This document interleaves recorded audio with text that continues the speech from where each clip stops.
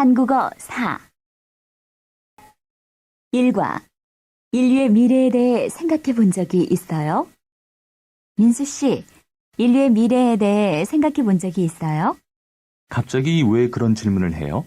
어떤 학자가 인류의 미래 시간표라는 것을 발표했대요. 민수 씨는 사람들이 제일 무서워하는 게 뭐 같아요? 글쎄요. 죽음이나 질병 같은 것 아닐까요?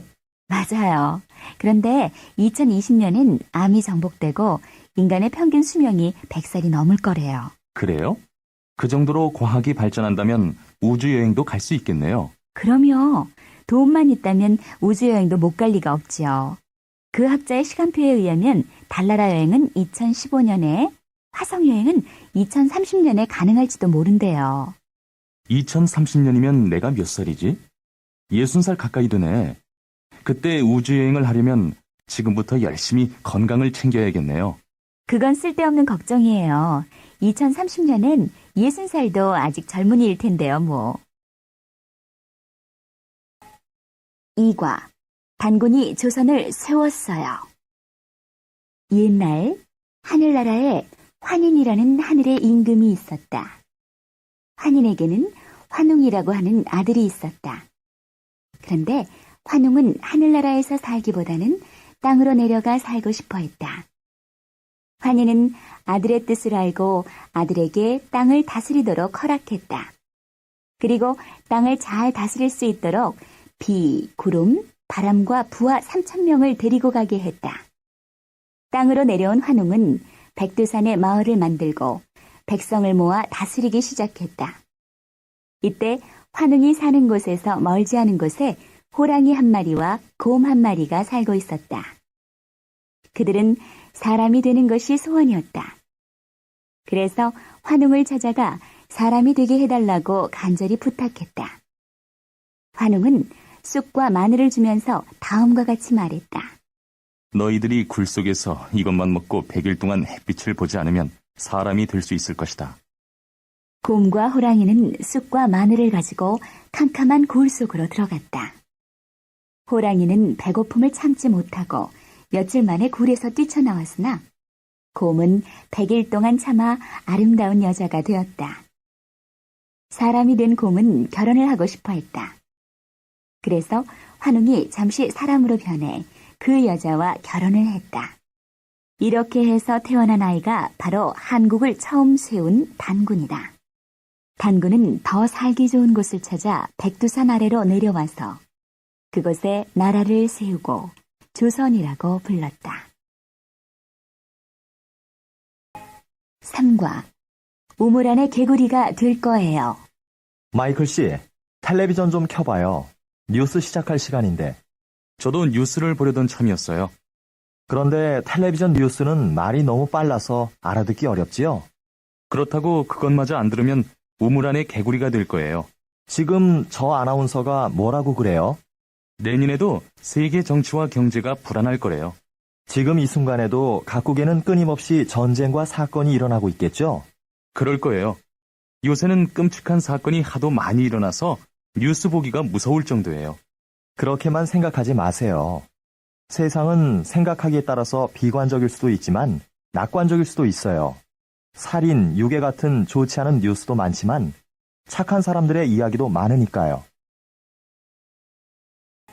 4과 비올 확률이 높지 않아요. 준석 씨, 뭘 그렇게 열심히 봐요? 아침에 일찍 나오느라고 신문을 못 봐서요. 요즘 뉴스라고는 골치 아픈 것뿐이라서 저는 신문을 볼 때 텔레비전 프로그램이나 공연 안내가 실린 면만 봐요. 그렇지 않아도 저도 볼만한 공연이 없는지 알아보려던 참이었는데. 미치코 씨, 이 야외 공연이 재미있을 것 같은데요. 유명한 가수들이 많이 나오네요. 재미있겠는데요? 그럼 오늘 오후에 같이 갈까요? 저는 아무 약속도 없는데. 그런데 오후에 비가 올 것 같지 않아요? 비가 오면 야외 공연은 취소될지도 몰라요. 잠깐만요. 아, 여기 일기예보가 있네요. 남부지방에는 오후에 비가 오는데 서울, 경기 지역은 구름만 많이 낀대요. 비 올 확률이 높지 않아서 괜찮겠는데요. 그럼 공연장 매표소 앞에서 조금 일찍 만나요. 관객이 많아서 늦게 가면 뒤에서 봐야 할지도 몰라요. 공연이 6시에 시작하니까 4시에 매표소 앞에서 만날까요? 좋아요. 5과 환경 문제에 관심이 많아요. 우리의 생활 수준이 점점 나아지면서 각 가정에서 나오는 쓰레기도 크게 늘어나고 있다. 그 중에서도 특히 문제가 되는 것은 음식물 쓰레기다. 한 해 동안 버려지는 음식물을 돈으로 계산해보면 서울에서 부산까지 고속 전철을 놓고도 남을 정도라고 한다. 이러한 음식물 쓰레기를 줄이기 위해서는 음식을 먹을 만큼만 만들고 밥이나 반찬이 많을 때는 미리 덜어놓는 습관을 가지는 게 좋다. 그렇게 하면 쓰레기 처리 비용도 절약할 수 있고 환경도 보호할 수 있을 것이다. 쓰레기를 버리는 것도 꽤 힘든 일이지요. 그래요. 더군다나 종류별로 모아서 버려야 하니까 귀찮을 때가 많아요. 그래도 환경을 보호하기 위해서는 우리 같은 주부들이 관심을 가지고 실천해야지요. 영숙이 어머니는 항상 환경 문제에 관심이 많은 것 같아요. 환경 문제는 우리의 생명과 직접 관계된 문제이기 때문에 우리 모두가 관심을 가지지 않으면 안 돼요. 신문에서 보니까 우리나라가 선진국에 비해서 쓰레기 양이 훨씬 많다고 하던데요. 그렇대요. 그 중에서도 음식물 쓰레기가 특히 문제라고 해요. 우리도 음식을 만들 때 먹을 수 있을 만큼만 만들어야겠어요. 음식을 남겨서 버리는 일처럼 아까운 것도 없잖아요. 6과 일회용품의 사용을 줄입시다. 요즘은 서울 시내 700여 군데 주유소에서도 시민들의 편의를 위해 재활용품을 수거하고 있대요. 나도 기름 넣으러 가는 길에 그동안 모아두었던 신문지를 가져가 본 적이 있는데 참 편리하던데요. 그래서 시민들로부터 좋은 반응을 얻고 있는 모양이에요.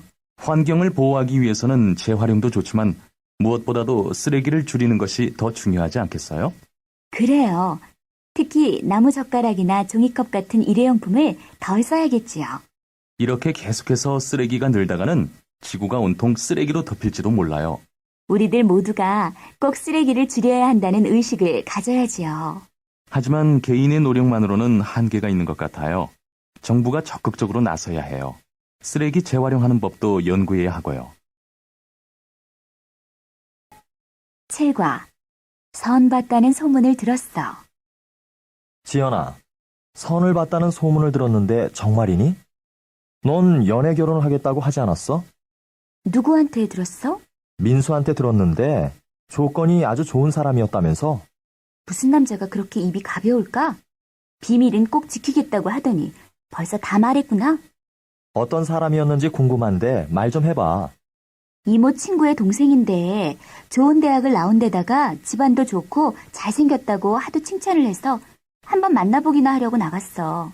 그래서 직접 만나보니 어땠어? 글쎄, 인상은 괜찮았지만 한번 보고 어떤 사람인지 잘 모르지 뭐. 난 조건보다는 인간성이 더 중요하다고 생각하거든.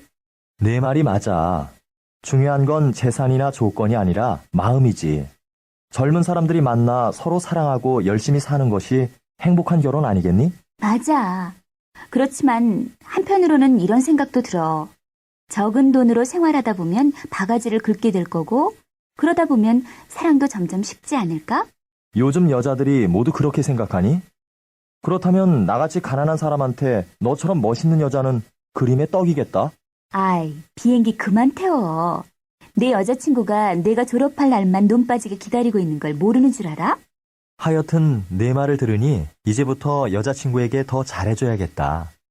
혹시 좋은 조건을 가진 남자가 나타나면 마음이 변할까봐 걱정이 되네. 8과 한국말을 잘한다면서 칭찬해요. 바바라 씨, 한국에 온 지 얼마나 됐죠? 벌써 1년이 다 되었네요. 더듬거리면서 한국말을 배우기 시작한 것이 엊그제 같은데. 맞아요. 세월이 참 빠른 것 같아요. 서울에 처음 도착했을 때 첫인상이 어땠어요? 우선 많은 아파트촌과 자동차로 가득한 도로를 보고 놀랐어요. 내가 상상했던 것과는 너무 달라서요. 저는 서울에 아직도 남아있는 아름다운 한옥이 참 인상 깊었어요. 그래요. 서울은 옛날 집과 현대식 건물이 잘 어울려 있는 도시인 것 같아요. 그동안 한국 사람들로부터 질문도 많이 받았지요? 내가 한국어로 말하면 한국말을 어디에서 배웠냐면서 궁금해해요. 외국인이 한국말을 하는 것이 신기한 모양이에요. 저는 왜 한국말을 공부하세요나 왜 한국에 오셨어요 같은 질문을 많이 받았어요. 또 몇 살이냐든지 결혼은 했느냐든지 하는 질문을 받을 때도 있는데 그런 때는 정말 당황하게 돼요. 그래요. 한국 사람들은 처음 만난 사람에게도 그런 질문을 많이 하지요. 그렇지만 그걸 기분 나쁘게 생각하지 마세요. 관심의 표현이니까요. 그렇군요. 9과 친한 친구도 가족처럼 생각해요. 수지와 바바라는 길지 않은 한국 생활에서 경험하고 느낀 것이 흥미롭고 즐겁다. 그들은 한국 사람들의 친절한 마음씨에서 좋은 인상을 받았다. 여러 가지 괴로웠던 일과 즐거웠던 일들이 고향에 돌아가서도 좋은 추억이 될 것 같다. 어제도 수지와 바바라는 재미있는 경험을 했다. 어제는 수지와 함께 하숙박을 구하러 돌아다녔어요. 부동산에 가서 아저씨한테 독방을 2개 구한다고 했어요. 그랬더니 왜 친구인데 한 방을 쓰지 않느냐면서 우리를 이상하게 쳐다봤어요. 한국 사람들은 친한 친구도 가족처럼 생각하니까 방도 같이 쓸 수 있다고 생각하거든요. 우리는 개인의 자유와 사생활을 더 중요하게 여기는 관습 속에서 자랐기 때문에 그런 생각은 이해하기 힘들어요. 그리고 한국 사람들은 주말에 혼자 자신만의 시간을 갖기보다는 다른 사람들과 함께 지내기를 더 좋아하는 것 같아요. 또 한국 사람들은 정이 많은 것 같아요. 조금만 친해지면 아주 가까운 사람처럼 대해줘요. 맞아요. 지난번에 제가 아팠을 때 하숙집 아주머니께서 친어머니처럼 저를 보살펴 주시더군요. 저는 그때 고향에 계신 어머니 생각이 나서 아주머니에게 정말 고마움을 느꼈어요. 그렇게 가깝게 대해주시는 것도 좋지만 어떤 때는 정말 부담이 돼요. 10과 백성들의 도움으로 살아나곤 했대요. 1392년 고려가 망하고 조선이 세워진 후에 처음 1세기 동안은 나라가 발전되고 정치가 안정되었다. 조선시대에 들어와서 지배 계급인 양반이 국가의 발전을 위해 많은 노력을 한 덕분에 조선 초에는 백성들 모두가 편안하게 지냈다. 그러나 16세기 초부터 양반들은 권력을 함부로 사용하기 시작했다. 더군다나 그들은 백성들을 위해서 일하기보다는 자신들의 재산을 모으는 데만 열중하였다. 백성들은 점점 살기가 어려워져서 고향을 버리고 돌아다니거나 산속에 들어가서 도둑이 되는 경우가 많이 있었다. 임꺽정이라는 의적이 나타난 것은 바로 이러한 때였다. 준석 씨, 임꺽정이라는 조선시대의 의적에 대해서 아세요? 그럼요. 아마 한국 사람들이라면 누구든지 임꺽정에 대해서 들어봤을걸요? 어떤 사람이었는데요? 그는 원래 천민 출신이었는데 비록 무식하기는 했지만 아주 힘이 세고 정의로운 사람이었다고 해요. 그런데 어떻게 해서 도둑이 되었어요? 가난한 사람들을 돕기 위해서 도둑이 되었다고 해요. 어떻게 도와주었는데요? 부자들의 물건을 훔쳐다가 가난한 사람들에게 나누어 주었대요. 위험하지 않았을까요? 물론 위험했겠지요. 몇 번이나 잡혀서 죽을 뻔했는데 백성들의 도움으로 살아나곤 했대요. 그러나 결국은 잡혀서 사형을 당하고 말았지요. 어려운 백성들이 잘 살 수 있는 사회를 만들어 보려던 꿈을 이루지 못하고 죽었군요. 11과 지역에 따라 차이를 보였습니다. 서울의 고등학생 가운데 반 이상이 과외를 하고 있고 한 달 평균 과외 비용은 25만 원인 것으로 조사되었습니다. 김정수 기자의 보도입니다. 최근 한 연구소가 서울의 고등학교 남학생 1,200명을 대상으로 조사한 것을 보면 3학년 학생 가운데 49%, 2학년 학생 가운데 52.8%가 과외 수업을 받는 것으로 나타났습니다. 서울 고등학생의 반 이상이 과외를 하고 있는 셈입니다. 지역별로는 강남구와 서초구 같은 강남 지역 학생들은 69%가 과외를 받고 있으나 노원구와 중랑구 같은 강북 지역 학생들은 39%밖에 안 되어 지역에 따라 차이를 보였습니다. 한 달 과외 비용은 평균 25만 원으로 고등학교 3개월 등록금 15만 2천 원에 비하면 상당히 많은 편입니다. 또 이 금액은 도시 근로자의 한 달 월급의 23%가 되므로 과외비가 심각한 문제가 된다는 것을 알 수 있습니다. 실제로 50% 이상의 부모가 과외를 시키는 것이 힘들다고 말했습니다. EBC 김정수였습니다. 12과 어떻게 생각하느냐에 따라 다르지. 옛날 어느 산골에 우시네와 허시네가 살고 있었는데 두 집 모두 아들이 둘씩 있었다. 우시네와 허시네의 큰아들은 부채를 만들어 팔고 작은 아들은 우산을 팔아 생계를 이어나갔다. 그런데 우시네는 큰아들과 작은아들 걱정에 언제나 한숨만 쉬었다. 비가 오는 날에는 부채를 팔러 나간 큰아들이 사람들한테 놀림을 받을 것이고 해가 나는 날에는 우산을 팔러 나간 작은아들이 사람들에게 웃음거리가 될 것이라고 생각하기 때문이었다. 그러나 옆집 허시네는 항상 웃음소리가 끊이지 않았다. 비가 오는 날은 우산을 팔고 있는 작은 아들이 신날 것이고 해가 나는 날은 큰 아들이 부채를 많이 팔 수 있을 것이라는 생각을 하면 기쁘지 않을 수 없었다. 허시네는 비가 오나 해가 나나 한박 웃음이 터지고 우시네는 비가 와도 해가 나도 마음이 어두운 이유는 무엇일까? 이제 대학 입학 시험이 한 달밖에 안 남았어. 한 달밖에라니 한 달이나 남았잖아. 한 달 동안 뭘 하겠어? 난 아무리 생각해도 재수를 해야 할 것 같아. 왜 그렇게 생각하니? 한 달 동안에도 충분히 정리할 수 있어. 너는 머리도 좋고 열심히 했으니까 잘할 수 있겠지만 나는 안 될 게 뻔해. 그냥 포기하고 마음 편하게 지내는 게 좋겠어. 너는 우산 장수와 부채 장수 이야기도 안 들어봤어? 모든 일은 어떻게 생각하느냐에 따라 다른 거야. 어떻게 다른데? 한 달이 남았다는 건 일주일밖에 없어서 준비할 수 없는 경우보다 훨씬 낫잖아. 그러니까 지금부터라도 최선을 다해. 글쎄, 잘할 수 있을까? 13과 아빠가 밥을 해준다고 놀려요. 우리는 맞벌이 부부다. 나는 집에서 만화를 그리고 아내는 직장에 다니기 때문에 일반 맞벌이 부부와는 달리 내가 집에서 초등학교 1학년 딸아이의 밥을 챙겨주는 경우가 많다. 그런데 어느 날 딸아이가 시무룩한 표정으로 학교에서 돌아왔다. 나래야, 왜 그렇게 시무룩해 보이니? 학교에서 무슨 일 있었니? 오늘 친구들한테 우리 아빠는 매일 맛있는 음식을 만들어주신다 하고 자랑했어요. 그런데 친구들이 뭐라고 했어?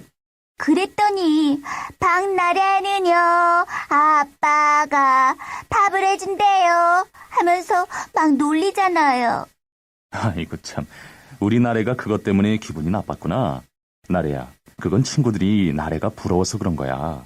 뭐가 부러워요? 나래 친구들은 엄마만 음식을 챙겨주지만 나래는 엄마와 아빠가 모두 음식을 만들어주니까 그렇지. 정말 친구들이 나를 부러워할까요? 그럼 그렇고 말고. 자, 어서 손 씻고 저녁 먹자. 네, 아빠.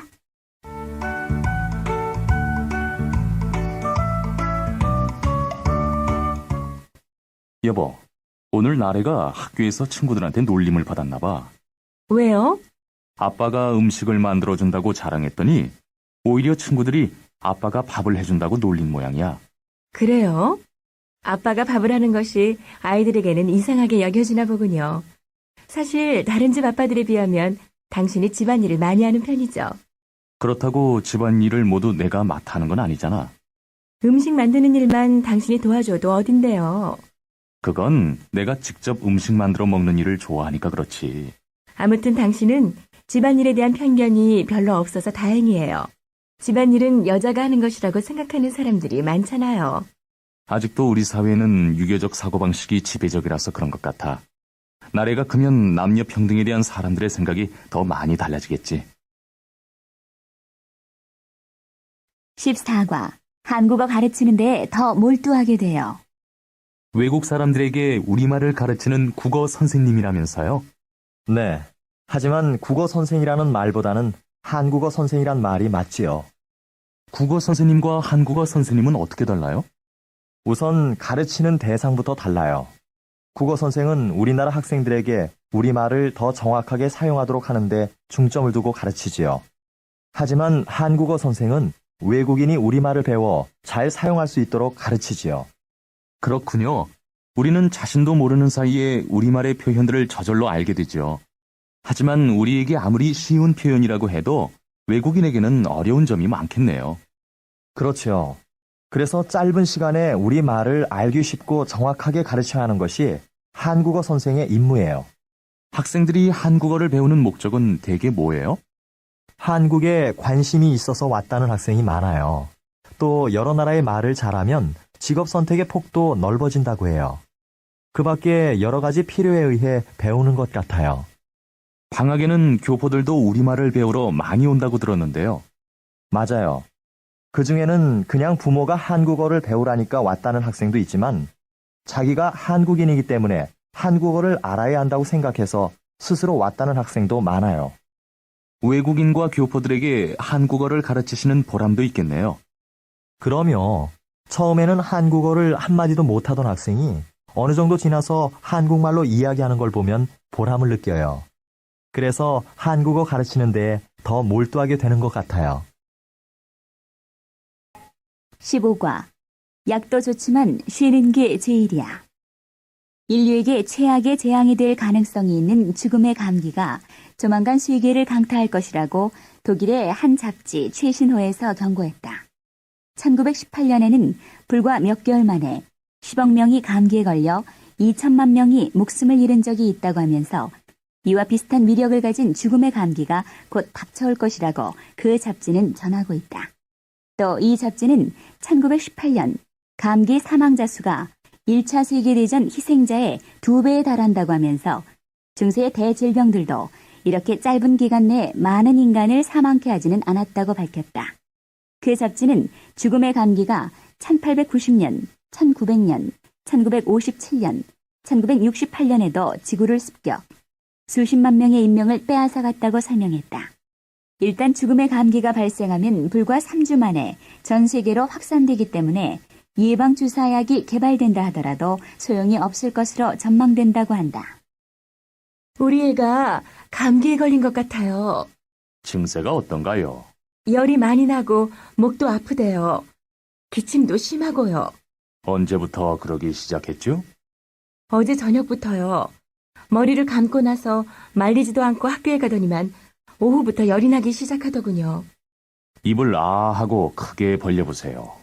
아, 목이 많이 부었군요. 우선 이틀치를 처방해 드릴 테니까 일단 먹여보세요. 이번 감기는 지독해서 약 먹고 며칠 쉬어야 할 거예요. 내일 학교에는 안 보내는 게 좋겠죠? 될 수 있으면 안 가는 게 좋겠는데요. 약도 좋지만 감기에는 푹 쉬는 게 제일이거든요. 네, 고맙습니다. 16과. 미리 연락을 하면 달려가 발휘되겠습니다. 미리 외출 시간을 연락해주면 달려가 발휘되겠습니다. 이것은 택시 광고가 아니다. 장애인들의 외출을 도와주는 한 자원봉사단체의 광고 문구이다. 순수한 시민단체인 이 모임은 혼자만의 힘으로는 전혀 외출할 수 없는 장애인들에게 운전기사의 역할을 하고 있다. 이 모임이 알려지면서 봉사받고 싶어하는 장애인의 수는 늘어나고 있는데 반해 봉사를 자원하는 사람들은 이에 크게 못 미친다고 한다. 또한 장애인을 위한 기본적인 편의시설이 부족한 것도 문제이다. 최근 한 조사에 의하면 우리나라 공공기관과 교통시설의 장애인 편의시설 설치율은 28%에 지나지 않는다고 한다. 오늘 아침 학교 오는 길에 다리가 불편한 사람이 겨우겨우 버스에 오르는 걸 봤어요. 장애인들이 대중교통을 이용하기가 좀 편하면 좋겠어요. 아닌 게 아니라 버스 계단은 좀 높아서 보통 사람들에게도 불편하죠. 그러니 몸이 불편한 사람들은 얼마나 힘들겠어요. 한국은 최근 경제적으로 몰라보게 발전했지만 장애인을 위한 시설은 그리 많지 않은 듯해요. 시청, 우체국, 은행 같은 곳에서 장애인을 위한 시설은 좀처럼 볼 수 없어요. 물론 장애인을 위한 편의시설을 만드는 것도 중요하지만 항상 그들에 대해 관심을 갖는 자세가 필요하지 않을까요? 맞아요. 장애인을 위해 시설은 해놨는데 보통 사람들이 함부로 사용하는 경우도 있잖아요. 그래요. 사실 하려고만 들면 장애인을 돕는 일은 먼데 있는 것은 아니죠. 17과 설날은 큰 명절 중에 하나예요. 세계 어느 나라에나 명절이 있고 그날에는 전통적인 풍속이나 놀이가 있는 것 같아요. 한국에도 독특한 설날 풍속과 정월놀이가 있겠지요? 그래요. 한국도 마찬가지예요. 한국에서는 설날이 큰 명절 중에 하나예요. 오늘은 설날의 독특한 풍속과 정월놀이에 대해서 얘기해 줄게요. 설빔이라는 말 들어봤어요? 네, 설날에 입는 새 옷을 말하지요. 맞아요. 어른들은 새로 지은 바지 저고리에 흰 두루마기를 입었고 아이들은 색동옷을 입었어요. 설날이 되면 누구나 다 설빔을 입었나요? 그렇다고 할 수 있죠. 특히 아이들은 설빔을 입으려고 설날이 오기를 손꼽아 기다리곤 했대요. 그래서 가난한 집에서도 아이들을 실망시키지 않으려고 어머니는 섣달 금음날 밤을 새우며 새 옷을 지으셨다고 해요. 제 친구한테 들었는데 한국에서는 설날 아침에 세배하고 세뱃돈을 받는다면서요? 3배요? 아, 세배는 설날 아침에 어른들께 드리는 첫인사를 말해요. 우선 아침에 음식을 차려서 조상들에게 차례를 지내지요. 그리고 집안 어른들께 세배를 드리고 나서 아침 식사를 해요. 식사 후에는 이웃 어른들을 찾아다니며 세배를 드리고요. 참 좋은 풍속이군요. 그래요. 세배를 받는 어른은 찾아온 아이들에게 세뱃돈을 주고 어른들에게는 술과 음식을 내놓지요. 그리고 세배 온 사람에게 희망에 찬 덕담을 해요. 잘 알겠어요. 그러면 내일은 정월놀이를 같이 해볼까요? 18과 윷놀이는 아이나 어른 할 것 없이 다 좋아해요. 오늘은 정월놀이를 하기로 했죠? 우선 윷놀이를 해봅시다. 이 4개의 작은 막대기들을 유치라고 하나요? 한 면은 평평하고 다른 한 면은 둥근 모양이군요.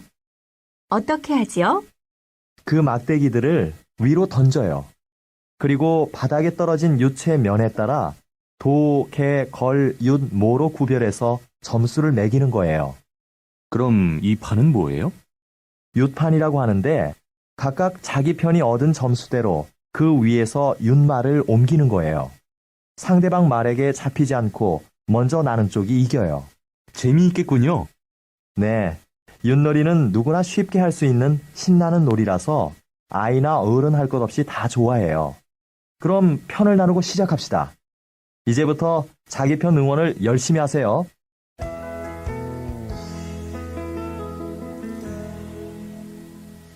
오늘은 바람이 불어서 연날리기에 좋겠어요. 우리나라에서도 연날리기를 하는데 한국의 연 모양은 좀 다른 것 같아요. 대나무 틀에 한지를 붙여서 만드는데 세모, 네모, 마름모 등 여러 가지 모양이 있어요. 빨리 날려보고 싶어요. 마이클 씨는 연날리기를 많이 해본 것 같네요. 우리 연싸움 한번 해볼까요? 연싸움이요? 연줄이 끊어지지 않게 얼레를 조절하면서 높이 날리는 쪽이 이기는 거예요. 좋아요. 저는 자신 있어요.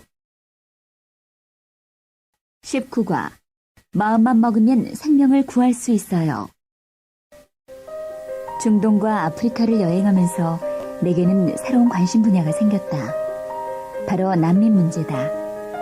르완다나 캄보디아의 끔찍한 이야기들은 나와는 전혀 상관이 없는 먼 나라의 뉴스거리로만 여겨왔다. 르완다 난민촌에서는 아이 하나가 병에 걸리면 다른 아이들에게 삽시간에 번져 며칠 새 수십 명이 죽어갔다. 먹을 것 없이 떠돌던 난민들이 난민촌에 처음 들어왔을 때는 거의 반죽음 상태였다. 아이들은 걷기는커녕 힘이 없어 음식도 먹지 못하고 다른 사람이 입에 넣어주어도 삼킬 수조차 없었다. 세계 여러 나라를 오랫동안 여행하면서 특히 난민 문제에 관심을 갖게 되셨다고요? 현재 전 세계의 난민은 1,100만 명이나 됩니다. 전쟁의 가장 큰 피해자는 여자와 어린 아이예요. 그들이 난민의 80%를 차지하고 있어요. 이들은 아무런 힘이 없는 사람들이에요. 누군가가 돕지 않으면 그대로 죽을 수밖에 없습니다. 미국과 소련의 대결 시대가 끝나자 사람들은 평화의 시대가 오리라고 생각했습니다. 그러나 평화는 고사하고 오히려 새로운 문제들이 더 생기고 있는 거죠. 전쟁이 없어지기는 어려울 거예요. 전쟁이 있는 한 난민도 사라지지 않을 겁니다. 난민촌에 들어올 때 거의 죽어가던 아이들도 열흘만 지나면 서서히 생기를 찾게 되지요. 그런데 생명을 구하는 데 드는 돈은 난민 한 사람당 겨우 하루 80원밖에 안 된대요. 800원이면 어린 목숨 하나를 구할 수 있는 거군요. 저는 이번 여행에서 많은 난민촌을 직접 찾아다니면서 제가 해야 할 일 하나를 찾았어요. 바로 난민 어린이를 돕는 일이죠. 난민을 돕는 방법은 여러 가지가 있을 겁니다. 무엇보다도 지속적인 관심이 필요하리라고 생각돼요. 20과. 누가 한 잔 사겠다고 안 하나? 회사에서 일이 끝나면 동료들끼리 오늘 한 잔 어때 하는 소리를 많이 들었어요. 한국 사람들은 정말 술을 좋아하는 것 같아요. 다른 외국 친구들도 그런 말을 해요. 그렇지만 요즘은 건강이나 가족과의 시간을 생각해서 좀 나아진 편이죠. 그래도 직장인들 사이에서는 아직도 퇴근 후 한 잔 또는 2차, 3차라는 말들이 자주 오고 간대요. 그런데 한국 회사에서 좀 일하다 보니 이제 술자리도 일의 연속이라는 말이 조금씩 이해가 가요. 그래서 거래 회사와 상담을 하거나 동료들과 원만한 대인관계를 맺는 데는 술자리가 최고라는 말도 있잖아요. 그래도 오후 6시쯤만 되면 기다렸다는 듯이 술집으로 향하는 건 좀 문제가 있는 거 아니에요? 물론 그렇지요. 하지만 적당히 마시고 기분 좋게 헤어지기만 하면 좋은 점도 있어요. 그건 그래요. 동료들이나 어렵게만 느껴졌던 상사들과 주거니 받거니 하다 보면 인간적으로 친밀감도 느끼고 이해의 폭도 넓어지는 것 같아요. 그래서 어떤 때는 누가 한 잔 사겠다고 안 하나 하고 은근히 기다려준다니까요. 다나카 씨도 이제 한국 사람이 다 됐군요. 그렇지만 아직도 술자리에서 가끔 실수를 하곤 해요. 그럴 거예요. 한국에서는 일본에서와 달리 첨잔을 안 해요. 또 술을 따를 때는 지위가 높거나 나이가 많은 윗사람부터 차례로 따르고요. 그 밖에도 다른 점이 있죠.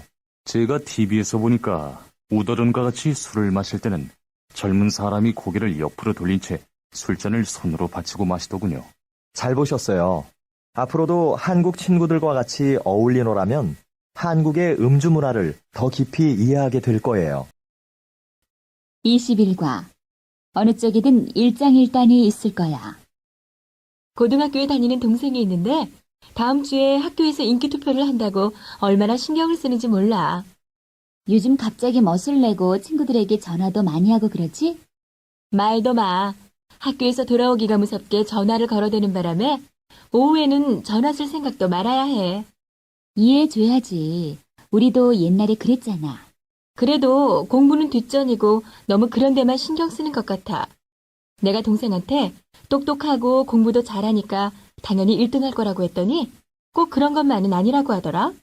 그건 내 동생 말이 맞아. 심리학자들의 연구에서도 꼭 능력이 뛰어난 사람을 좋아하게 되는 건 아니라는 결과가 나왔대. 하긴 나도 너무 완벽한 사람보다는 가끔 실수도 좀 하는 사람이 더 인간적인 것 같고 친밀감이 느껴지거든. 난 오히려 완벽해 보이는 사람이 믿음직하고 매력적으로 생각되더라. 같이 일할 때도 혹시 이 사람이 실수를 해서 일을 망치면 어쩌나 하는 불안감도 안 생기고 말이야. 그래도 너무 완벽한 사람은 옆에서 봐도 좀 숨이 막히는 것 같아. 그래. 어느 쪽이든 일장일단이 있을 거야. 능력도 있고 인간적인 매력 있는 사람이라면 더 바랄 게 없겠지. 22과. 하고 있는 일이 적성에 안 맞아? 인간의 삶에서 가장 중요한 것은 무엇일까? 건강, 돈, 명예, 사랑 등 중요한 것이 많이 있을 것이다. 그러나 사람이 오래 살고 재산이 많고 지위가 높고 사랑하는 사람이 있다고 해서 행복해지는 것은 아니다. 아무리 가난해도 보람 있는 삶을 살 수 있다면 그것이 행복한 삶이 아닐까. 그러면 보람 있는 일은 무엇일까? 우리는 대부분의 시간을 일을 하면서 보낸다. 그렇게 일을 하면서 보내는 많은 시간이 즐겁지 않다면 그로 인해서 우리의 삶은 피곤하고 힘들 것이다. 그 많은 시간을 즐겁고 보람있게 보내기 위해서는 자기가 좋아하는 일을 선택하고 그 일에 몰두할 수 있어야 할 것이다. 그렇게 하면 그 일을 하는 동안 즐겁고 그 일의 결과에 대해 보람을 느끼게 될 것이기 때문이다. 회사를 옮긴 지 1년도 안 됐는데 또 옮기려고 해? 그래. 근무 조건도 안 좋고 월급도 다른 회사에 비해서 적기도 하고. 다른 회사 월급이 많아봤자 얼마나 많겠어. 내가 보기에는 근무 조건은 그만하면 괜찮은 것 같은데. 이번에는 아주 그만두고 다른 일을 찾아보려고 해. 무슨 말이야? 지금 하고 있는 일이 적성에 안 맞아? 그런 것 같아. 월급이나 근무 조건 못지않게 적성도 중요하지 않니? 나하고 좀 안 맞는 것 같아. 그건 그렇지. 자기가 하는 일이 적성에 안 맞으면 마지못해 하게 될 뿐이지. 그래. 일이 즐겁지 않으니까 다른 생활도 신이 안 나. 그건 문제로구나. 직업을 구할 때는 일에 불과한 것보다는 자기가 보람을 느낄 수 있는 일을 선택해야겠지. 23과 인터넷은 정말 편리하구나. 지연이의 인터넷 하루. 9시 학교 컴퓨터에 인터넷으로 접속하여 출석을 확인받고 강의를 듣는다. 13시 도서관에 들어가 자료를 검색하고 전송받는다. 14시 전자우편으로 대학의 교수님께 보고서를 보낸다. 15시 인터넷의 가상 카페에서 미국에 유학 간 준석이와 만나 대화를 나눈다. 16시 30분 동경대학교에 접속하여 특별 강의에 참석한다. 18시 홈쇼핑으로 어머니의 생일 선물을 주문하고 피자 가게에 들러 피자를 주문한다. 19시 가상 영화관에 접속하여 보고 싶은 영화를 선택하여 본다. 21시 홈뱅킹에서 오늘 카드 지출 내역을 확인한다. 21시 30분 오늘은 편지를 전자우편으로 확인하고 내일 친구와 가기로 한 음악회의 표를 예매한다. 어머니, 어디 가세요? 방에 놓을 책상 좀 보러 가려고 하는데 백화점이 좋을지 가구점이 좋을지 모르겠구나. 어떤 책상을 사시려고요? 글쎄, 앉아서 책도 보고 차도 마시고 붓글씨 쓰는 데도 이용하고 그러면 좀 낮은 책상이 좋겠지? 그럼 제가 인터넷으로 가구점에 접속해서 적당한 것이 있나 봐드릴게요. 그리고 마음에 드는 것이 없으면 원하는 디자인으로 주문하시면 돼요. 그러면 그쪽에서 컴퓨터 그래픽으로 설계해서 보내줄 거예요. 정말 편리하구나. 인터넷을 통해서 가구도 살 수 있고. 그럼요. 인터넷은 정보의 바다라고 하는 말도 있잖아요. 정보의 홍수 속에서 안절부절 못하는 사람도 있지만 잘 이용하면 아주 편리해요. 어머니도 한번 배워보세요. 앞으로 컴퓨터는 하루라도 없으면 안 되는 물건이 될 거예요. 하지만 모든 일을 컴퓨터에만 의존하다가는 더 중요한 것을 잃게 될지도 몰라. 24과 아리랑 아리랑 아라리요. 아리랑 아리랑 아라리요. 아리랑 고개로 넘어간다. 나를 버리고 가시는 님은 십리도 못 가서 발병 난다. 아리랑은 아리랑이나 아라리 또는 그와 비슷한 소리를 노래의 앞이나 뒤 또는 중간에 끼워 사용하는 여러 민요들을 가리키는 말로 전국에 널리 퍼져 있다. 그 내용은 대개 그 지역 민중의 일상적인 생활 모습과 감정들이다.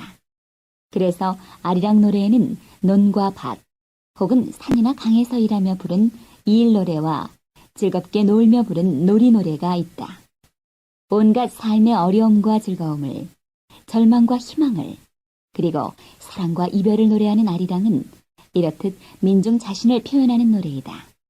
그러한 여러 삶의 모습과 감정을 그리는 노랫말의 종류가 정선 지역에서만 400개에서 500개에 이르고 있다고 한다. 선생님, 한국에서 가장 널리 알려진 민요는 뭐예요? 아리랑이지요. 국내에서든지 국외에서든지 한국인들이 하나라는 것을 확인하고 싶어 할 경우에는 아리랑을 함께 부르죠. 저는 한국 친구에게 아리랑을 배운 적이 있어요. 노랫말이 단순해서 기억하기 쉽고 가사를 쉽게 바꿀 수 있어서 여럿이 함께 부르기가 좋더군요. 그래요. 아리랑은 노래하는 부분이 흔히 혼자 소리와 무리 소리로 나뉘지요. 개인적으로는 한을 풀고 집단적으로는 흥을 돋우는 노래 방식에 바탕을 두고 있는 거예요. 아리랑이나 아라리 같은 소리는 무슨 뜻이 있나요? 여러 가지 얘기가 있지만 아무 의미 없이 그저 가락이 이어져 나가도록 돕는다는 학설이 지대적인 편이죠.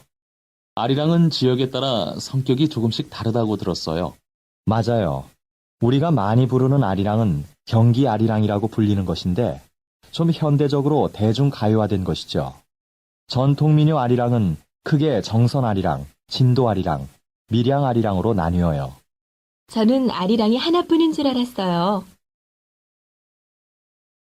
25과 흥부와 놀부 때, 옛날, 곳, 어느 마을 나오는 사람, 엄마 제비, 아빠 제비, 새끼 제비 1, 2, 흥부, 흥부 아내, 아이 1, 2, 3, 놀부, 놀부 아내, 박씨 1, 2, 박 1, 2, 도깨비, 해설자.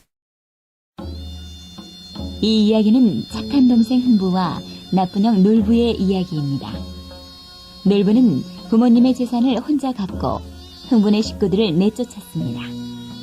그래서 흥부는 매우 가난하게 살고 있었습니다. 엄마, 배고파. 밥 좀 줘. 엄마, 우린 언제 좋은 옷 입고 맛있는 음식을 먹어보지? 큰아버지 댁에서는 어제 맛있는 거 먹던데. 이 더운 여름에 이렇게 같이 있으니까 더 덥잖아. 여보, 아이들 옷이라도 좀 잘 입혔으면 좋겠어요. 조금만 기다려요. 며칠 후에 형님한테 다시 가볼 테니까.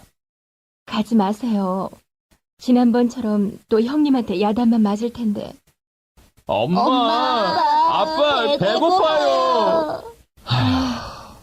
언제나 밥 좀 실컷 먹일 수 있을까? 그러던 어느 날 흥부네 집 지붕에 예쁜 제비 한 쌍이 날아왔습니다. 여보, 이 집이 괜찮은데 강남 갈 때까지 여기서 삽시다. 좋아요. 가난하기는 하지만 착한 사람들 같으니까 여기에 집을 지읍시다. 얼마 후 예쁜 제비 새끼들이 태어났습니다. 그러던 어느 날 뱀이 새끼 제비를 잡아먹으려고 하자 뱀을 피하려던 새끼가 그만 땅에 떨어져 다치고 말았습니다. 다리가 부러졌나 봐. 아니, 제비 새끼가 떨어져서 다쳤잖아. 여보, 약 좀 빨리 가져와요. 왜 그러세요? 아니, 귀여운 새끼제비가 다쳤군요. 이렇게 약을 바르고 헝겊으로 잘 맸으니까 괜찮을 거야. 고맙습니다. 이 은혜는 잊지 않고 꼭 갚겠습니다. 가을이 되어 제비들은 따뜻한 남쪽 나라로 날아갔습니다. 고맙습니다. 안녕히 계세요. 잘 가. 잘 가. 내년엔 또 와. 추운 겨울이 가고 봄이 돌아왔습니다. 작년에 강남으로 갔던 제비가 다시 돌아왔습니다. 아니, 저 제비는 작년에 다쳤던 그 제비 아니야? 그렇군요. 아휴, 굉장히 컸네. 아직도 다리에 헝겊을 메고 있군요. 아니, 그런데 우리 마당에 뭘 떨어뜨리네. 여보, 이건 박씨예요. 그렇군. 한번 심어봅시다. 흥부와 아내가 박씨를 심자마자 신기한 일이 벌어졌습니다. 아니, 이럴 수가. 벌써 싹이 나오는데요? 아니, 벌써 꽃이 피잖아. 벌써 박이 5통이나 열렸어요. 어서 아이들을 불러 박을 잘라봅시다. 그래요. 배가 고프다고 계속 졸랐는데 이 박을 잘라서 끓여 먹이면 되겠어요. 얘들아, 박 좀 잘라보자. 어머, 웬 박이 이렇게 크지? 와, 맛있겠다. 얼른 잘라서 끓여 먹자. 배고파 죽겠는데. 그래, 잘라보자. 이 박이 제일 잘생겼는데 이 박부터 잘라봅시다. 슬근슬근 톱질하세. 슬근슬근 톱질하세.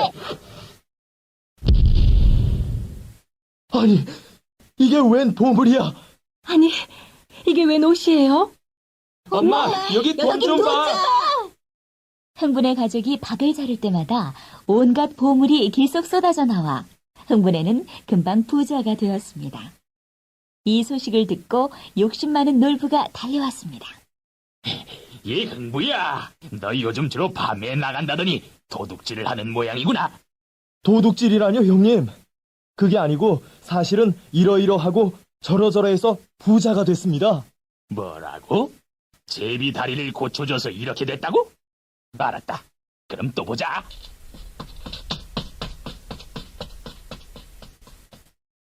여보, 빨리 새끼 제비 좀 잡아와요. 새끼 제비라니요. 이런 추운 겨울에 제비가 어디 있어요? 에이 참, 제비가 있어야 다리를 고쳐주지. 할 수 없군. 아무 제비나 잡아와 다리를 부러뜨릴 수밖에. 싫어요.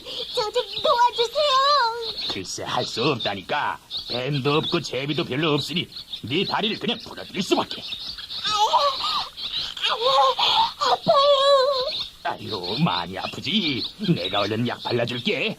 여보, 뭐해? 빨리 약 가져와요. 알았어요. 아유, 저런 얼마나 아플까. 이제 약을 바르고 잘 메웠으니 곧 나을 거야. 제비야, 이제 강남으로 갔다가 내년에 올 때 커다란 박씨 몇 개 가지고 와라. 알겠지? 두고 보자. 다음에 봄이 되자 그 제비가 다시 돌아와서 놀부 집에도 박씨를 갖다 주었습니다. 여보, 제비가 드디어 박씨를 갖다 줬어요. 얼른 땅에 심읍시다. 벌써 싹이 나오네. 꽃도 피고. 벌써 박이 열리잖아. 우리도 5봉이나 열렸는데요. 얼른 제일 근처 박부터 잘라봅시다. 슬근슬근 톱질하세. 슬근슬근 톱질하세. 이놈, 놀부야. 너는 그렇게 나쁜 짓을 많이 하고 살았다면서? 아닙니다. 저는 그저... 그래도 아직 정신을 못 차렸구나. 아유, 살려주세요. 잘못했으니까 살려주세요. 네, 이제부터는 착하게 살겠습니다.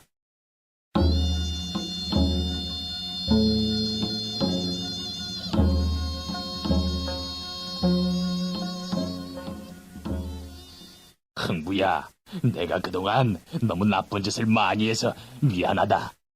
아유, 무슨 말씀을요? 형님, 이제 저희 식구와 같이 옛날처럼 재미있게 살아요. 그 후 흥부와 놀부는 오랫동안 행복하게 살았다고 합니다. 감사합니다. 26과 희생을 무릅쓰고 지도를 완성했어요. 우리나라의 지도다운 지도가 만들어진 것은 19세기에 이르러서였다.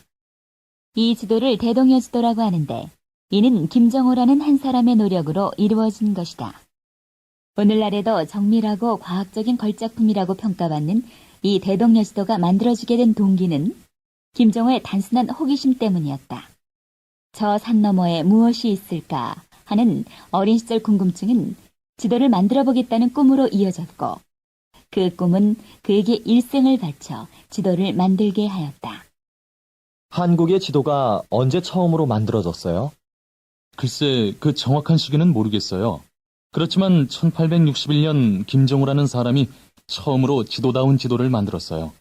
지도를 만드는 일은 보통 일이 아닐 텐데 얼마나 걸렸는지 알아요? 네, 거의 50년에 걸쳐 만들어졌대요. 김정호 혼자 그 긴 세월 동안 지도를 만든 거예요? 그땐 자동차나 기차도 없었는데 얼마나 힘들었을까요? 자동차나 기차가 다 뭐예요? 옷 몇 벌만 가진 채로 혼자 걸어서 조선 팔도를 돌아다녔죠. 그런데도 정확한 지도를 만들겠다는 결심을 했기 때문에 전국을 3번이나 돌며 조사했대요. 와, 대단하군요. 전국을 3번씩이나 돌려면 시간이 꽤 많이 걸렸을 텐데 김정호에게 가족은 없었나요? 웬걸요? 가족이 있기는 했죠. 그렇지만 그가 조사를 마치고 집에 돌아왔을 땐 이미 아내는 죽은 후였다는군요. 참 안 됐네요. 그러니 그동안 가족들의 고생이 오죽했겠어요. 그래도 그렇게 큰 희생을 무릅쓰고 끝내 지도를 완성했군요. 27과 말이야말로 그 사람의 인격을 말해줍니다. 평생 남한테 욕 한 번 안 해본 사람이 있을까요? 글쎄요. 아마 없겠죠. 그런데 갑자기 왜 그런 말을 해요? 오늘 아침 버스 안에서 학생들이 하는 말을 들었는데 서로 함부로 이야기를 해서 놀랐어요. 요즘 청소년들의 말이 많이 거칠어져서 걱정스러웠어요. 욕이나 저속한 말이란 게 보통 친숙한 사이에서 많이 나오게 되잖아요. 말이야말로 그 사람의 인격을 말해주는데 가까운 사이에서는 괜찮다고 생각하죠. 하긴 그래요. 얼마 전에 어느 중학교 전체 학생 가운데 무려 70%가 저속한 말을 쓰고 있다는 조사 결과를 본 적이 있어요. 도대체 그런 좋지 않은 말을 어떻게 배우는 걸까요? 대개는 친구를 통해 배우게 되지만 부모님을 비롯한 어른들과 대중매체를 통해서도 배우죠. 저속한 말뿐만 아니라 한동안 쓰이다가 사라지는 유행어를 무작정 따라서 하는 것도 문제가 있다고 봐요. 그런 말을 써버릇하면 습관이 되잖아요. 글쎄요. 꼭 나쁜 면만 있는 건 아니라고 생각해요. 유행어가 오히려 언어 생활을 활기 있게 해주는 긍정적인 면도 있지 않겠어요? 28과 찬성하는 쪽이에요? 반대하는 쪽이에요? 요즘 그 영화가 너무 야하다고 야단들이에요. 사람들이 그 영화에 엄청난 관심을 보인다면서요? 네, 인터넷에서도 그것 때문에 아주 시끄럽잖아요. 계속 상영해야 된다느니 하면 안 된다느니 하면서 말이에요. 민수 씨는 어느 쪽이에요? 상영하는 것에 찬성하는 쪽이에요? 반대하는 쪽이에요? 글쎄요. 반대하는 사람들의 말이나 찬성하는 사람들의 말에 다 일리가 있는 것 같아요. 그런데 그 영화가 만들어진 후 처음에는 정부가 상영을 금지했대요. 전 정부가 그렇게 예술이나 공연에 간섭하는 것은 반대예요. 그런 문제는 자연스럽게 일반 대중이 판단하도록 둬야 할 것 같아요. 그렇지만 저질 영화나 연극, 잡지 때문에 어린 청소년들이 잘못되는 수도 많잖아요. 채털리 부인의 사랑이나 마야도 그 시대에는 다 저질 작품으로 취급받은 거래요. 아닌 게 아니라 저도 어디까지가 순수한 예술이고 어디까지가 상업적 저질 문화인지 잘 모르겠어요. 29과 인연이 있으면 언젠가 또 만나게 되겠지. 우리는 일상생활 속에서 많은 사람들을 만난다. 뜻밖의 생각지 못한 장소에서 자주 만나게 되는 사람은 왠지 나와 특별한 관계가 있는 것이 아닐까 하고 생각하게 된다. 우리는 그런 사람을 인연이 있는 사람이라고 한다. 옷깃만 스쳐도 인연이라는 말이 있는데 이것은 아무리 사소하고 작은 인연이라도 소중히 하려는 마음을 잘 나타내고 있다. 인간의 삶이 곧 사람을 만나고 헤어지는 일의 연속이므로 사람을 만나 생기게 되는 인연을 소홀히 해서는 안 될 것이다. 이렇게 정이 들었는데 떠나게 되어서 정말 안타깝다. 정말 그래. 처음에 만났을 때를 생각해보면 뭔가 특별한 인연이 있었던 것 같아. 내가 처음 한국에 와서 길을 잃고 헤매고 있었을 때 내가 길을 가르쳐 주었지? 내 잃어버린 지갑을 주워서 전화해 주었을 때는 보통 인연이 아니라고 생각했어. 그때 내가 여권과 중요한 것이 들어있는 그 지갑을 찾아주지 않았더라면 나는 무척 고생을 했을 거야. 맞아. 그런데 우리가 이렇게 1년 넘게 한 집에서 지내게 될 줄 어떻게 알았겠어? 이제는 서로 자매같이 친해져서 뗄래야 뗄 수 없는 사이가 됐는데 헤어져야 하다니. 너무 섭섭해하지 마. 언젠가 또 만나게 되겠지. 우리 자주 연락하자. 그래, 너도 우리나라에 꼭 한번 놀러와. 30과 서울은 한국 제1의 도시이다. 서울은 한국 제1의 도시이다. 인구로 보나 크기로 보나 세계적으로 손꼽히는 대도시임에 틀림없다. 서울은 약 600년 전에 수도로 정해진 이후 한국의 중심지가 된 역사 깊은 도시이다. 인구는 1000만이 넘으며 인구 밀도로는 아시아에서 10손가락 안에 드는 대도시이다. 서울은 종로구, 관악구, 서초구 등의 25개 구로 나뉘어 있으며 강북에 14개, 강남에 11개의 구가 있다. 한강을 사이에 두고 있는 강남과 강북은 19개의 다리가 이어지고 있고 앞으로도 다리의 수는 계속 늘어날 것이다. 또 서울 곳곳을 연결하는 지하철은 현재 8호선까지 운행되고 있지만 교통 문제가 더욱 심각해짐에 따라 지하철 노선이 계속 늘어날 전망이다. 그 밖에 서울에는 경복궁을 비롯해서 4개의 궁궐이 있고 민속박물관, 전쟁기념관 같은 박물관도 20개가 넘는다. 영수 씨, 요즘 서울 사람들은 서울을 떠나고 싶어 한다고 들었어요. 왜 그런 생각을 하죠? 사람이 많은 게 문제죠. 사람이 많으니까 차가 많고, 차가 많으니까 공기도 나빠지고, 교통도 복잡하게 되는 거죠. 또 서울에서 살려는 사람은 많은데 땅과 집은 한정되어 있으니까 집값이 올라가는 건 당연하고요. 그래서 사람들이 이런 복잡한 서울을 떠나고 싶어 하는군요. 하지만 시골 공기가 맑고 집값이 싸다 해도 여전히 서울만을 고집하는 사람이 많아요. 한국의 경우에 모든 정치, 경제, 문화, 예술, 교육의 중심지가 서울이기 때문이 아닐까요? 맞아요. 특히 우리나라 사람들은 자녀 교육을 중요하게 생각하는데 자식을 좋은 대학에 보내려면 서울에서 살아야 한다고 생각하는 사람들이 많거든요. 그런 문제를 해결하기 위해서 지방을 하루빨리 발전시켜야겠군요. 31과 다이어트가 유행처럼 퍼지고 있어요. 요즘 다이어트에 관한 기사와 광고가 많이 나오더라. 그래, 아마 한두 번쯤 다이어트를 해보지 않은 사람은 없을 거야. 남녀노소를 막론하고 건강에 대한 관심이 높아지고 있잖아. 고혈압이나 심장병 같은 성인병을 예방하기 위해서도 점점 다이어트의 필요성을 느끼게 되고. 그런데 요새 젊은 여성들 사이에는 다이어트가 하나의 유행처럼 퍼지고 있다니 그것도 문제야. 그래, 다이어트를 제대로 한다기보다는 무조건 적게만 먹으면 된다고 생각하고 며칠씩 굶기까지 하니 큰일이지. 더 위험한 건 무리하게 다이어트를 하다 보면 지금은 잘 몰라도 나이가 든 다음에 여러 가지 부작용이 나타나게 된다는 거야. 왜 그런 위험을 무릅쓰고 다이어트를 하려 드는 걸까? 글쎄, 조금이라도 더 날씬하게 보이고 싶은 게 모든 여자들의 희망사항이 아니겠어? 난 한 끼라도 안 먹으면 사는 재미가 없던데. 나 같으면 다이어트를 하느니 차라리 살찐 대로 사는 게 나을 것 같다. 아무튼 건강은 건강할 때 지키려고 했어. 맞아. 아무리 날씬해져도 건강을 잃고 나면 무슨 소용이 있겠니? 그럼. 그런데 어떤 조사 결과를 보니까 젊은 여자들 가운데 절반 이상은 자기가 뚱뚱하다고 생각하는 반면에 젊은 남자들의 반 이상은 자기가 살이 좀 더 쪄야 한다고 생각한대. 그거 참 재미있는 얘기네. 내가 보기엔 오히려 여자들은 너무 말라 보이고 남자들은 살을 좀 빼야 할 것 같던데. 맞아. 그리고 내가 생각하기에는 요즘 젊은 여자들에게 정말 필요한 건 다이어트가 아니라 적당한 운동인 것 같아. 나도 동감이야. 32과 애완동물이 자식보다 낫다. 의학기술의 발달과 생활 수준의 향상으로 고령 인구가 증가하고 있다. 그러나 핵가족화나 맞벌이 부부의 증가로 나이 드신 부모님을 돌볼 수 있는 자녀들은 부족한 상황이다. 따라서 홀로 노후를 보내는 외로운 노인 가정도 점점 많아지고 있다.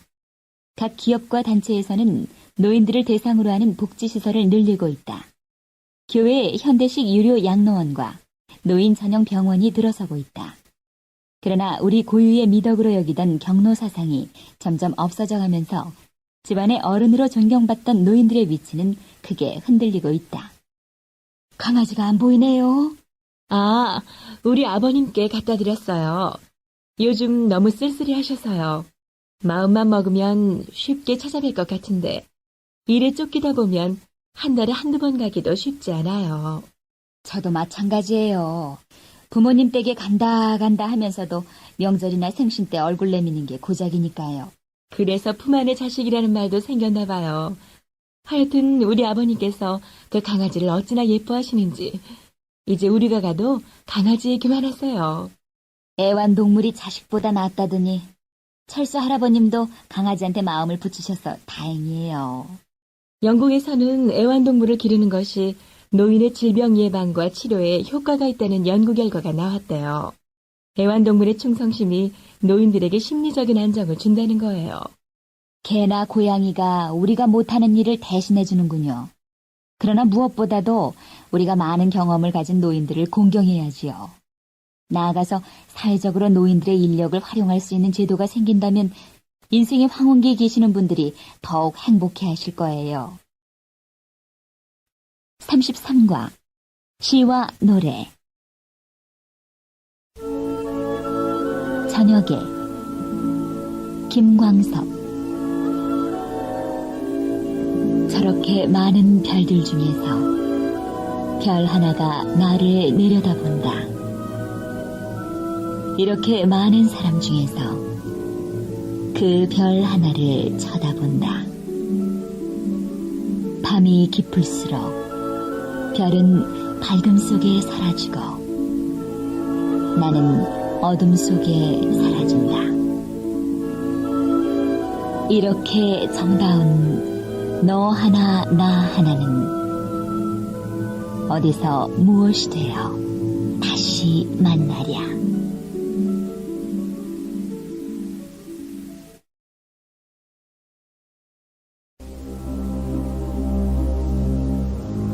서시 윤동주.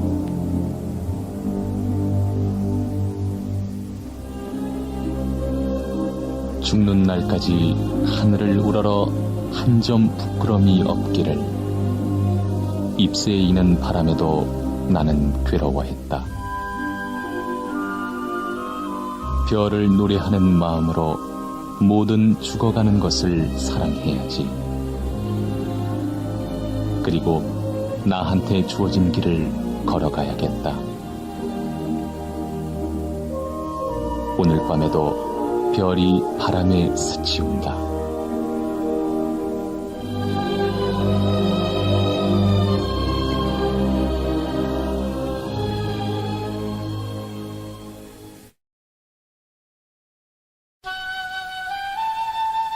아침 이슬. 김민기. 긴 밤 지새우고 풀잎마다 맺힌 진주보다 더 고운 아침 이슬처럼 내 맘의 서름이 아라리 맺힐 때 아침 동산에 올라 작은 미소를 배운다. 태양은 묘지 위에 붉게 떠오르고 한낮에 찌는 더위는 나의 시련일지라. 나 이제 가노라 저 거친 광야에 서러움 모두 버리고 나 이제 가노라.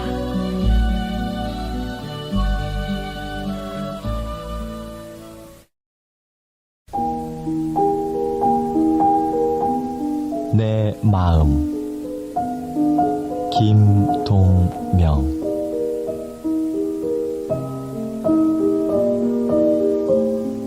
내 마음은 호수요 그대 노저오.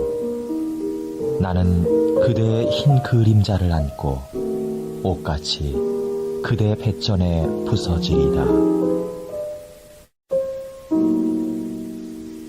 내 마음은 촛불이요 그대 저 문을 닫아주오. 나는 그대의 비단 옷자락에 떨며 고요히 최후의 한 방울도 남김없이 타오리라.